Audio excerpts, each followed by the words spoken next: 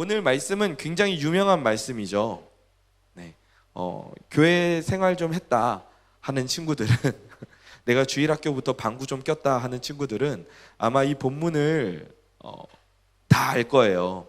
아브라함이 하나님의 명령으로 자신의 하나밖에 없었던, 그러니까 독자 이삭을 하나님께 바치려 했던 바로 그 사건이 오늘 본문입니다.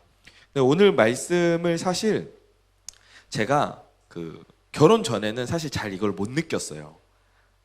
결혼 전에는 이 말씀이 아무리 그냥 막 이거 너무 정말 소중해, 이거 정말 하나님이 이거 이삭을 바치려고 했던 그 아브라함의 마음이 정말 이거는 어떻게 말로 다 할 수 없는 그 어려움인데 이거를 아브라함이 한 거야. 저는 그거를 물론 계속 듣고 있었지만 이게 잘 이해가 안 됐거든요. 사실 아니지, 그때 당시에는 100% 이해하고 있다고 생각했었어요. 근데 결혼을 하고 나서 자녀를 낳고 나서 보니까 이 말씀이 내가 그때 이해했던 게 전부가 아니더라고.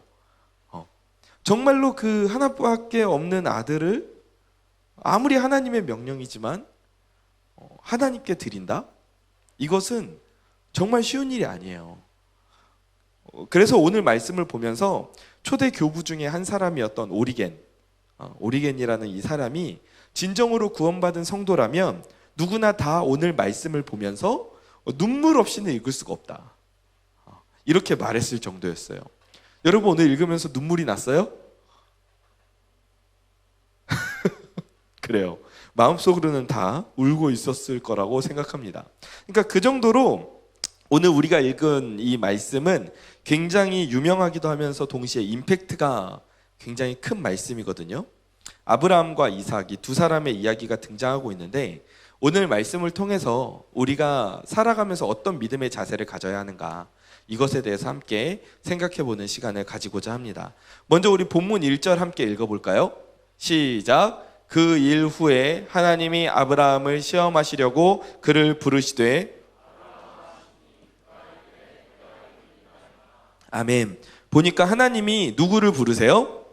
아브라함을 부르고 계세요. 그런데 성경의 다른 곳에서랑 다르게 하나님께서 진짜로 너무 편하게 말씀하시는 거야. 야, 아브라함, 이렇게 부르신 거야. 다른 데에서는 본인이 나타나시면서 본인에 대해서 설명을 하세요. 나는 누구의 하나님, 누구의 하나님, 누구의 하나님, 내 여호와라. 이런 식으로 소개를 하시면서 하나님이 등장하시는데, 하나님께서 지금 오늘 말씀을 보니까 하나님이 그냥 아브라함아 이렇게 부르세요. 그런데 아브라함이 또 그것을 듣고 하나님의 음성인 줄 알고 네 하나님 제가 여기 있습니다 이렇게 대답을 해요.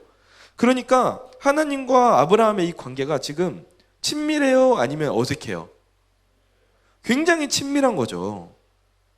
굉장히 친밀한 거예요. 야 아브라함아, 예 하나님, 저 여기 있어요. 이 정도로 가까운 그런 관계 속에서 오늘 말씀이 펼쳐지는데, 이 이어지는 이제 2절 말씀에서 이 친밀함이 무색하게도 엄청난 말씀을 하나님께서 아브라함에게 하시죠. 무슨 말씀입니까? 같이 읽어볼까요? 여호와께서 이르시되 내 아들 내 사랑하는 독자 이삭을 데리고 모리아 땅으로 가서 내가 내게 일러준 한 산 거기서 그를 번제로 드리라. 아멘. 이삭이 누구죠? 이삭 토스트 말고 이삭이 누구죠? 누구 아들이에요? 아브라함 아들이에요. 이삭은 하나님이 아브라함 아들인데, 근데 그냥 아들이 아니야. 하나님이 아브라함에게 100살 때 주신 아들이야. 보통 아들이 아니죠. 누구도 낳을 거라고 기대하지 않았는데 하나님이 주셨던 아들이었다고요. 사람의 상식으로는 얻을 수가 없는 아들이었는데 하나님께서 허락하셔서 얻은 아들이 바로 이 이삭이었어요. 그리고 이 이삭을 통해서 하나님이 아브라함에게 무슨 약속을 하셨어요? 너희의 후손이 모래와 같이 하늘의 별과 같이 많아지게 할 것이다. 이 약속을 하셨잖아요. 그 약속을 이어갈 그 후손이 바로 이삭이라고요. 그러니까 이삭은 그냥 아브라함의 독자 수준이 아니라 하나님과 아브라함의 언약 관계 속에서 굉장히 중요한 열쇠의 역할을 하고 있는 사람이 이삭이에요. 그냥 아들의 관계를 넘어선 역할을 하고 있습니다. 그런데 하나님께서 이 이삭을 가리켜서 지금 아브라함에게 무엇을 하라고 말씀하십니까? 이삭을 번제로 드리라는 거예요. 이삭을 번제로 드리라는 거예요. 아브라함이 이삭을 얼마나 아끼고 사랑하는지를 하나님이 모르셨을까요? 알고 계셨어요. 알고 계셨어요. 그러니까 2절 말씀을 보면은 이삭에 대한 수식어로 뭐라고 앞에서 말씀하시냐 하면 그냥 네 아들 이삭이라고 말하면 되는데, 그런데 뭐라고 앞에서 설명하세요? 너의 아들, 너의 독자, 너의 사랑하는 자, 그리고 빠져나가지 못하게 이삭, 이렇게 말씀을 하세요. 그러니까 분명하게 이삭을 가리켜서 지금 네가 나에게 번제로 드려야 되는 그 제물이 이삭이다. 네가 사랑하는 그 아들, 너의 하나뿐인 그 아들, 그 이삭을 네가 나한테 드리라고 내가 지금 그렇게 말하고 있는 게 맞다. 하나님이 그렇게 말씀을 하시는 거예요. 이 이야기를 들은 아브라함이 마음이 어땠을까요? 얼마나 당황스러웠겠어요. 그냥 아들을 바치라는 게 아니에요. 그러니까 그냥 너 아들 갖다 바쳐, 이것만 해도 굉장히 당황스럽죠, 사실. 그런데 그 수준의 이야기가 아니에요. 지금 이 말씀은 뭐냐 하면은 내가 너하고 했던 그 언약을 파기하겠다는 거나 마찬가지라고요. 이 말씀 앞에서 하나님께서는 아브라함에게 내가 너에게 땅을 줄 거야. 내가 너에게 후손을 줄 거야. 내가 너를 복의 통로로 쓰임받게 할 거야. 너의 후손을 복의 통로로 쓰임받게 할 거야. 이 이야기를 몇 번이나 하시냐면은 6번이나 하셨어요. 6번이나 아브라함에게, 아브라함이 정서적으로 흔들릴 때마다, 아브라함이 외로울 때마다, 아브라함이 무너질 때마다, 아브라함이 혼란스러울 때마다 하나님께서 아브라함에게 나타나셔서 말씀하셨다고요. 야, 내가 너를 복의 열방의 열국의 아비로 쓸 거야. 내가 너의 후손이 진짜 바다의 모래같이 저 하늘의 별과 같이 많아지게 할 거라니까. 내가 너에게 땅을 줄 거라니까. 그 약속을 그렇게 6번이나 하셨어요. 하나님께서는 아브라함에게 오셔서 하나님이 아브라함을 통해서 꾸고 계시는 그 꿈을 설명하셨고, 그 언약이 너를 통해 이루어질 것이라고 말씀하셨어요. 그리고 정말 그 말씀대로 하나님이 후손으로 이삭을 주셨잖아요. 그러니까 아브라함이 이삭이 태어날 때, 그리고 이삭이 자라나는 것을 보면서 무슨 생각을 했겠어요? 아, 이삭을 통해서 하나님이 주실 그 약속이 이루어지겠구나. 당연히 그 생각을 했겠죠. 그런데 지금 어떤 상황이 됐어요? 이제 와서 이삭을 번제로 드리라는 거예요.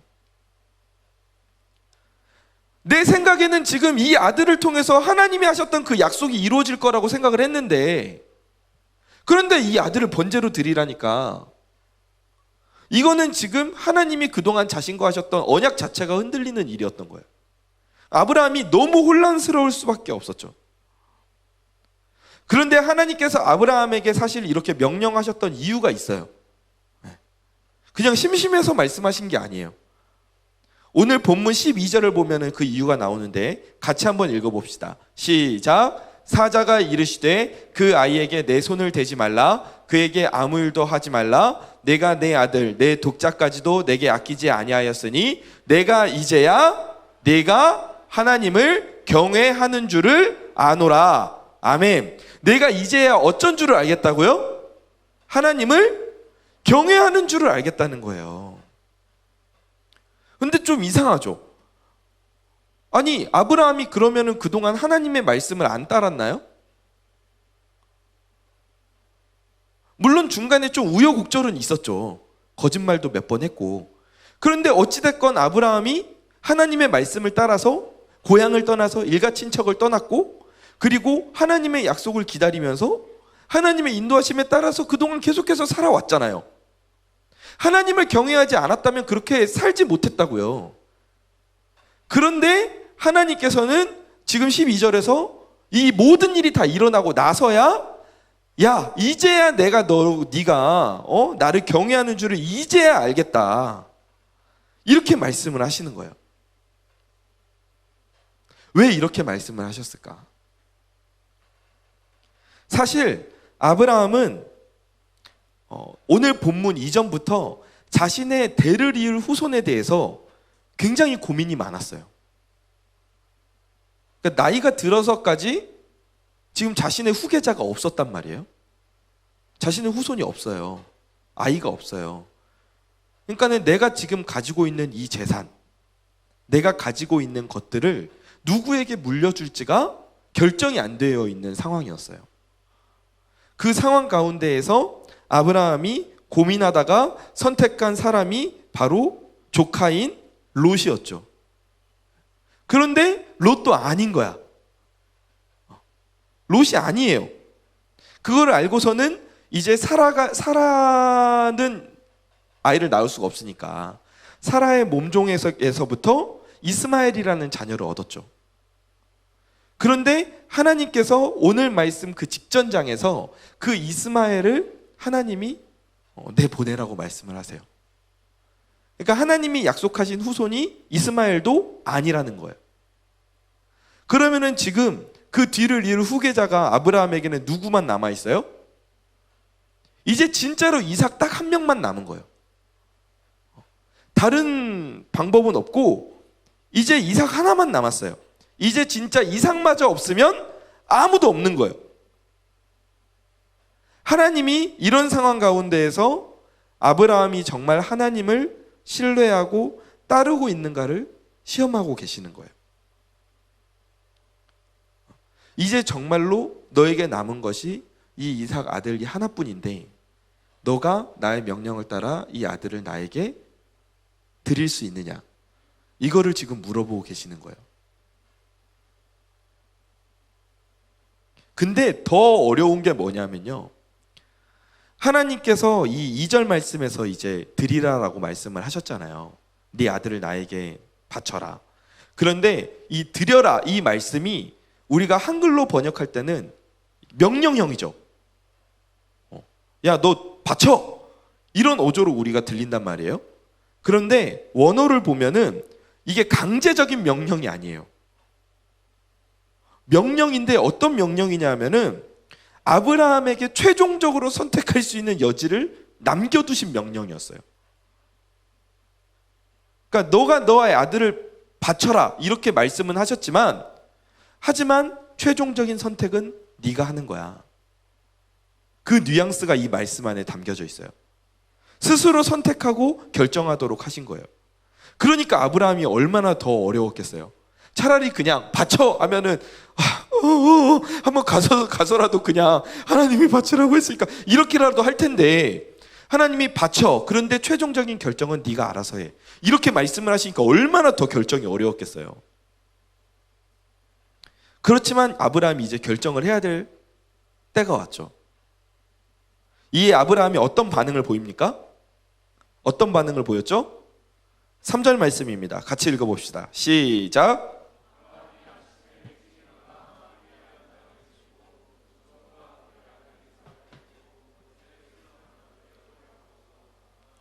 이미 자기에게 일러주신 곳으로 가더니 아멘. 아브라함이 언제 일어났다고요? 아침에 일찍이 일어났어요. 아침에 일찍 일어나서 지체 없이 이삭을 하나님께 번제로 드릴 수 있는 준비를 마치고 바로 떠납니다. 지체 없이 떠났어요. 아마 사라에게 이야기는 하지 않았을 것 같아요.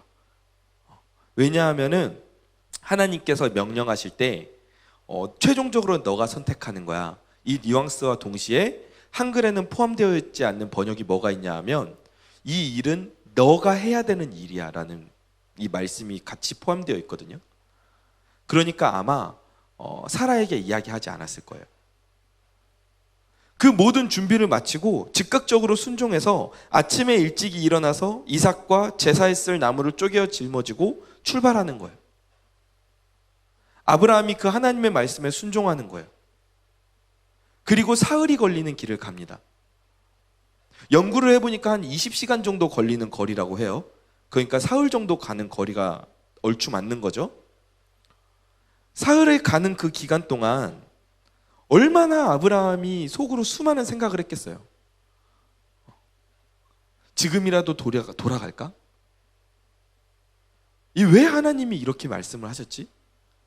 내가 순종은 해서 짊어지고 가기는 하고 있는데 왜 하나님께서는 이렇게 하라고 하셨지? 자기 옆에서 같이 가고 있는 아들. 그런데 이제 내 손으로 이 아들을 바쳐야 돼. 그 마음이 얼마나 찢어질 듯 아팠겠어요. 그런데 아브라함이 이제 이삭을 바쳐야 하는 그 순간이 옵니다. 9절에서 10절 말씀, 상황이 굉장히 급박하게 흘러가죠. 하나님이 그에게 일러주신 곳에 이른지라 이에 아브라함이 그곳에 제단을 쌓고 나무를 버려놓고 그의 아들 이삭을 결박하여 제단 나무 위에 놓고 손을 내밀어 칼을 잡고 그 아들을 잡으려 하니, 굉장히 급박하게 이 말씀이 진행이 되고 있어요. 그리고 그 순간 하늘에서 음성이 들립니다. 11절에서 뭐라고 말씀하시죠? 여호와의 사자가 하늘에서부터 그를 불러 이르시되 아브라함아 아브라함아 하시는지라. 저는 이 말씀만 읽으면 사실 제가 어릴 때 다니던 그 교회 담임 목사님이 생각나요. 그 목사님께서 이 본문 말씀을 굉장히 많이 하셨거든요. 그래서 기승전 아브라함이다라고 말할 정도로 이 본문을 진짜 말씀을 많이 하셨는데, 항상 그 목사님께서 말씀하시면서 뭐라고 말했냐면은 하나님이 얼마나 급하셨으면 한 번을 부르신 게 아니라 두 번을 불렀다고. 아브라함아 아브라함아 이렇게 부르셨다고. 그 정도로 급박하게 부르셨다고 그 목사님이 말씀하셨던 게 오늘도 기억이 나더라고요. 여러분, 이 조기 교육이 정말 무서운 거예요. 어릴 때부터 그 말씀을 듣고 자랐더니 오늘도 그 말씀이 기억나더라고요. 하늘에서 사자의 음성이 들리는 거예요. 아브라함아 아브라함아. 그리고 나서 12절에서 말씀하십니다. 그 아이에게 네 손을 대지 말라. 그에게 아무 일도 하지 말라. 내가 내 아들 네 독자까지도 내게 아끼지 아니하였으니 내가 이제야 내가 하나님을 경외하는 줄을 아노라. 아멘. 하나님께서 아브라함에게 믿음의 시험을 통과했음을 알리세요. 그리고 이삭 대신 하나님께 드릴 제물을 준비를 해 주십니다.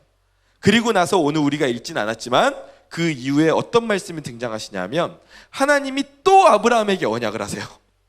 내가 너에게 큰 복을 줄 것이고 너의 후손을 통해서 복의 통로로 사용할 것이고 열방이 복을 받을 것이고 내 자손이 크게 번성할 것이고, 이 약속을 또 하세요. 이게 이제 7번째 아브라함과 언약을 하시는데, 그런데 이 이후로 하나님이 아브라함과 언약에 대해서 다시는 말씀하지 않으세요. 그러니까 이제는 내가 이 언약을 너에게 떠올리게 할 필요가 없을 정도로 너의 믿음이 어느 정도인지 내가 확실히 알았다. 이 말씀이신 거죠. 아브라함에게 내가 한 약속을 떠올리게 해서 그 믿음을 굳세게 할 필요가 없었던 거예요. 그동안 하나님이 아브라함에게 나타나셨던 시기들을 보면은 다 아브라함이 좀 힘들었던 때, 그러니까 롯이 자신의 곁을 떠났을 때, 막 이럴 때 하나님께서 찾아오셨거든요. 그러니까 이제는 다시는 그 아브라함의 마음을 굳세게 하실 필요가 없었던 거예요. 그러니까 진정으로 아브라함은 이삭을 바치는 그 믿음의 시험을 통해서 하나님을 경외함을, 그 믿음을 하나님께 보였던 것이죠. 드림. 이 드림이라는 것은 우리에게 있어서 복을 누릴 수 있는 계기가 돼요. 내가 하나님께 드린다? 자칫하면 굉장히 아깝게 느껴질 수 있습니다. 내가 하나님께 무엇을 드릴 수 있죠? 내 시간, 그죠? 내가 가지고 있는 물질, 내가 가지고 있는 에너지들, 하나님께 드릴 수 있죠. 굉장히, 근데 하나님께 드릴 때 이게 자칫하면 아깝게 느껴질 수가 있어요. 하지만 이 드림이라는 것은 내가 드리는 것 이상으로 나에게 있어서 복을 누릴 수 있는 계기가 된다는 거예요. 믿으십니까? 별로 안 믿어지시나 본데. 여러분 믿으십니까? 믿으시기 바랍니다. 그리고 축복의 통로로 쓰임받을 수 있는 계기가 되는 거예요. 이 드림이라는 것은 하나님을 향한 믿음을 가진 자가 살아야 될 삶의 태도인 거예요. 하나님이 그렇게 말씀을 하셨어요.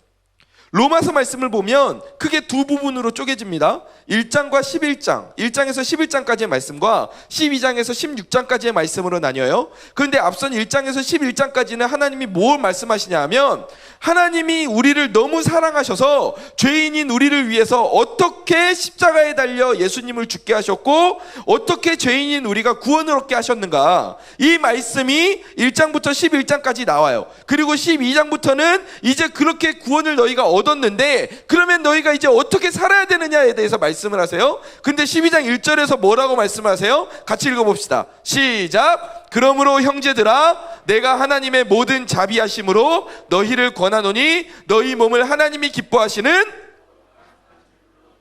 이는 너희가 드릴 영적 예배니라. 아멘. 하나님께서 우리에게 너희를 하나님이 기뻐하시는 거룩한 산제물로 드리라고 말씀하시는 거예요. 너희의 인생을, 너희가 가진 것을 하나님께 드려라.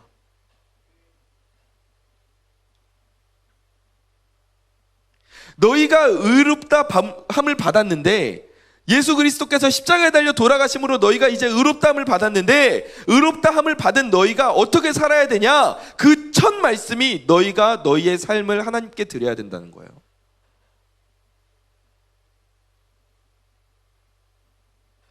그럼 우리가 무엇을 드려야 됩니까? 방금 전에 제가 같이 나눈 대로 우리의 삶 전체를 드려야 되는 거예요. 이삭처럼 제단에 올라가라는 의미가 아니에요. 하나님께 드려야 되니까 집에 가서 막 나무로 제단 쌓고 거기 누워서 이렇게 그렇게 있으라는 말이 아니에요. 그렇게 있는 사람은 저에게 신고해 주시기 바랍니다. 네, 좀 영적인 상담이 필요할 것 같아요. 그런 말씀이 아니에요. 우리의 삶 전체를 드리라는 말씀이에요. 아브라함에게 있어서 이삭은 삶의 전부였어요. 이삭에게 있어서도 자기 목숨은 하나예요. 이삭이 마음만 먹었으면 나이 든 아빠가 자기 묶어가지고 자기 제단 위에 이렇게 눕힐 때 아빠 뭐 하는 거야? 이러면서 뭐야? 이러면서 풀고 도망갈 수도 있었어요. 근데 아브라함도 이삭을 바쳤고 이삭도 자신의 하나뿐밖에 없는 그 목숨을 맡겨드리잖아요. 드리잖아요. 마찬가지예요. 우리도 내가 가지고 있는 것들, 모든 재능, 모든 시간, 모든 것을 하나님 나라를 위해서 드려야 되는 거예요. 하나님 나라를 위해서 사용해야 되는 거예요. 하나님, 이건 너무 아까워요. 이거는 내가 하나님께 드릴 수 없어요. 하나님, 이거는 내가 포기할 수 없어요. 하나님, 내가 이 시간은 포기할 수 없어요. 하나님, 내가 이 즐거움은 포기할 수 없어요. 하나님, 이거는 내가 꼭 쥐고 가야 돼요. 이거는 꼭 내가 가지고 있어야 돼요. 이거는 내가 드릴 수 없어요. 근데 그것도 다 하나님께 드려야 된다는 거예요.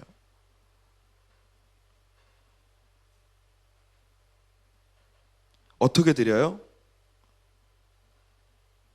내 삶의 운전대를 하나님께 맡겨드리는 거예요. 내 생각대로 내 삶을 끌고 돌아다니는 게 아니라 내 인생의 방향을 하나님이 원하시는 그곳으로 맞추고 가는 거예요. 가끔은 하나님이 가라고 하는 그곳이 이해가 되지 않아도, 하나님이 나에게 말씀하시는 것이 이해가 되지 않아도, 내가 목표로 하고 있는 그곳과 멀어지는 것 같아 보일지라도 하나님께 내 인생을 드린다는 것은 하나님의 말씀에 내가 순종하고 나아가는 거예요. 따른다는 거예요. 드린다는 거예요.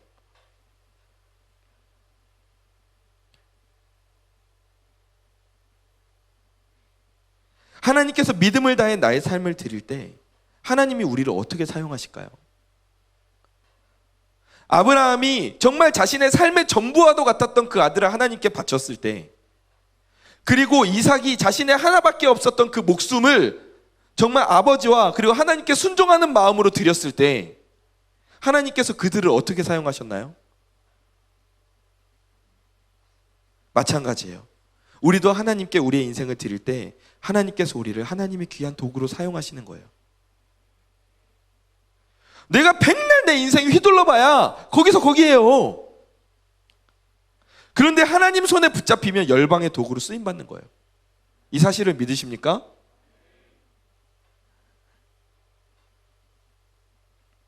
물론 드린다는 게 쉽지 않아요. 쉽지 않죠. 정말 내 모든 걸 드린다고? 그건 어려워요. 아브라함과 이삭조차 그게 쉽지가 않았어요. 아브라함 입장에서는 노년에 정말 하나밖에 안 주셨던 아들을 셋을 넷을 주신 것도 아니고, 이삭 죽으면은 그래 그러면 둘째 어떻게, 이것도 아니고 하나밖에 없는 아들을 다시 하나님께 바치라는 게 이야기가 너무 어려웠어요. 이삭도 아버지가 나를 잡아서 제물로 바치려고 하는데 용납하기가 너무 어려웠어요. 하지만 아브라함과 이삭은 그것을 뛰어넘어서 사랑하는 외아들과 자신의 목숨을 하나님께 드리기로 결정을 해요. 왜 그랬을까요? 왜 그렇게 할 수 있었죠? 아브라함은 하나님을 신뢰하고 있었어요. 신뢰하고 있었어요. 우리가 왜 하나님께 우리 인생을 못 드려요? 왜 온전히 하나님께 맡겨드리지 못하죠? 불안한 거예요. 진짜 하나님께 맡겼을 때 내 인생이 제대로 굴러갈까? 차라리 이렇게 하는 게 더 나을 것 같은데?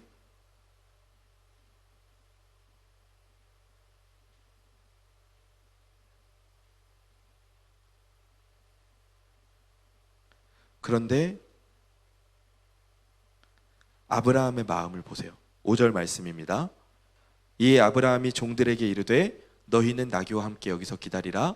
내가 아이와 함께 저기 가서 예배하고 우리가 너희에게로 돌아오리라 하고. 여러분, 이 말씀에서 좀 이상한 곳이 보이지 않습니까?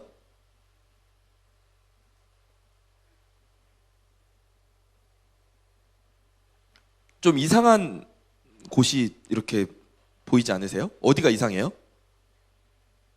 어디요? 어디용? 왜요? 보세요, 여러분. 내가 아이와 함께 저기 가서 예배하고 우리가 너희에게로 돌아오리라. 지금 아브라함이 이삭과 함께 집에서 출발할 때 종 2명을 같이 데리고 출발하거든요. 그런데 가다가 이제 중간 지점에서 아브라함이 이야기를 하는 거예요. 이 종 2명에게 이야기하는 말이 지금 5절 말씀이에요. 아브라함이 종들에게 이르되 너희는 나귀와 함께 여기서 기다려라. 내가 아이와 함께 저기 가서 예배하고 우리가 너희에게로 돌아오리라. 지금 아브라함은 내가 이삭하고 같이 단둘이 가면 다시 돌아오는 게 자기 혼자 돌아와야 된다라는 걸 알고 있어요. 그렇잖아요. 그런데 지금 5절에서 아브라함이 뭐라고 말해요? 우리가 너희에게로 돌아오겠다라고 이야기하잖아요. 이 말씀을 보고 아브라함이 종들 이렇게 보내려고 거짓말했다 이렇게 해석하는 학자들도 있는데, 그런데 저는 이 해석이 훨씬 더 마음에 와 닿았어요. 아브라함은 하나님께서 이삭을 끝까지 책임지실 줄 믿고 있었다는 거예요. 내가 정말로 이삭을 진짜 죽여서 이삭을 내 손으로 하나님께 바쳐드린다 할지라도 하나님께서 이삭을 두고 약속을 하셨기 때문에 이삭을 통해서 복의 통로로 이 온 열방에 나의 후손을 주시고, 그리고 정말 복의 통로로 우리의 인생을 쓰겠다고 약속을 하셨기 때문에 내가 이삭을 바친다 할지라도 하나님께서 죽은 이삭을 살리시기라도 하겠지. 그래서 하나님께 이삭을 바친 이후에도 나 혼자서 돌아오겠다가 아니라 우리가 다시 돌아오겠다. 이렇게 아브라함이 믿음으로 고백을 한 거예요. 아브라함은 믿고 있었어요. 하나님께서 책임지시겠지.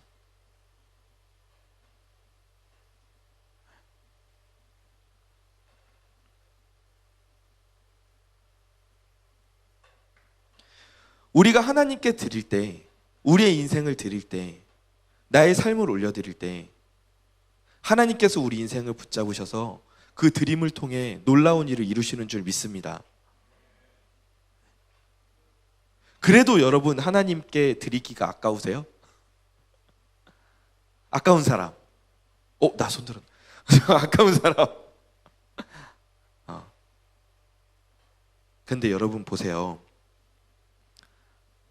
하나님은 우리를 위해서 이미 모든 것을 주셨잖아요. 아브라함은 아들 이삭을 같이 가서 하나님께 이삭을 드리기 직전에 하나님이 안 돼! 하고 막으셨지만, 예수님이 정작 자신의 아들은 십자가에 달려서 죽으시는 그 모든 과정을 하나님이 지켜보셨잖아요.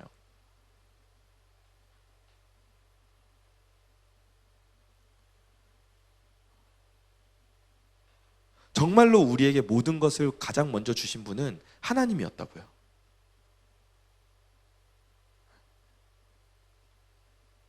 그 하나님이 나에게 말씀하시는 거예요. 이거 봐라.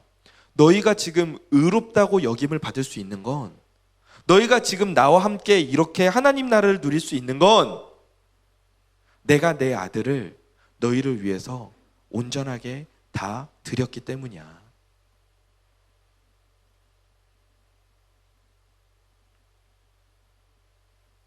우리도 그런 하나님을 따라서 우리의 삶을 하나님께 온전히 드리기를 간절히 원합니다. 그러할 때 그 하나님의 의가 나의 것이 됩니다. 그리고 진정한 믿음의 열매를 맺게 될 것입니다. 이것은 우리의 의지가 필요해요. 드림에는 우리의 선택과 노력이 필요합니다. 그래서 하나님께서도 아브라함에게 선택의 여지를 아브라함에게 주신 거예요. 너 가서 바쳐, 이게 아니라 너 바쳐라. 그런데 최종적인 결정은 네가 해라. 하나님이 오늘도 우리에게 말씀하십니다. 너의 인생을 나에게 드려라. 바쳐라. 그런데 최종적인 결정은 네가 하는 거야. 여러분 어떤 결정을 하시길 원하십니까?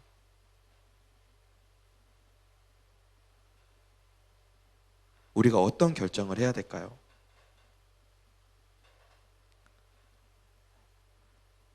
드림, 이 온전한 믿음을 우리가 가지기를 원합니다. 이 온전한 믿음이 요한일서 5장 4절을 보니까 이 온전한 믿음이 우리가 세상을 이기는 믿음이 된다고 말씀하셨어요. 우리는 역설적으로 세상에 질까봐 하나님께 온전히 내 것을 못 드립니다. 세상에서 밀릴까봐 내가 하나님께 너무 많이 내 시간을 드리고 나의 것을 드리면 내가 세상에서 부의 순위에서 밀릴까봐, 더 좋은 직업을 갖지 못하고 밀릴까봐, 더 좋은 성적을 얻지 못하고 밀릴까봐 하나님께 온전히 맡겨드리지 못해요. 그런데 하나님이 분명히 말씀하세요. 아니야, 너가 온전히 드리는 그 믿음을 나에게 보일 때 너희가 그 믿음으로 세상을 이길 수 있는 거야. 너희가 복의 통로가 되는 거야. 하나님 나라를 누리고 나눌 수 있는 거야. 여러분, 그 아브라함의 복이, 이삭의 복이 저와 여러분에게 가득 넘치기를 주님의 이름으로 간절히 축원합니다. 하나님께 드리는 저와 여러분 되기를 주님의 이름으로 간절히 축원합니다.